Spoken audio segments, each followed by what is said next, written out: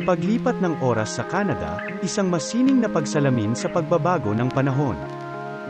Sa pagsisimula ng isang bagong araw, isang kakaibang ritual ang nagaganap sa Canada tuwing tagsibol at taglagas.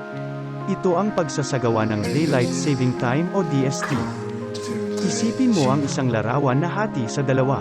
Sa kaliwa, makikita mo ang isang maaliwalas na umaga ng tagsibol. Mapupuno ng namumulaklak na maple trees ang tanawin, sumisimbolo ng pag-asa at bagong simula. Sa eksaktong sandali, ang mga orasan ay ina-adjust isang oras pa sulong. Ito ang tinatawag na spring forward. Isang oras na tila hiniram mula sa hinaharap upang masulit ang bawat sandali ng liwanag.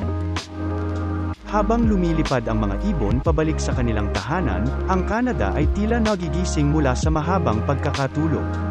Ang bawat segundo ay mahalaga, lalo na sa mga mahahabang araw ng tagsibol.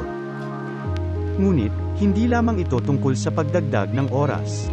Ito rin ay isang paalala na ang bawat sandali ay dapat pahalagahan. Ang pagbabago ng oras ay nagtuturo sa atin na yakapin ang pagbabago.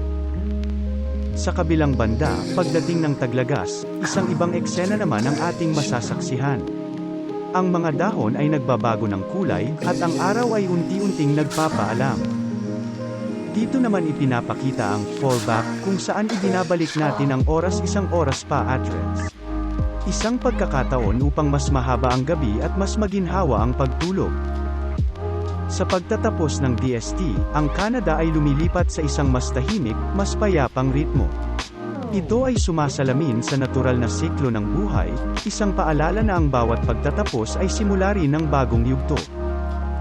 Sa huli, ang Daylight Saving Time ay hindi lamang tungkol sa pagbabago ng oras. Ito ay isang pagdiriwang ng pag-ago-bagong siklo ng kalikasan, isang simbolo ng patuloy na pag-usad at pag-adapt sa bawat panahon.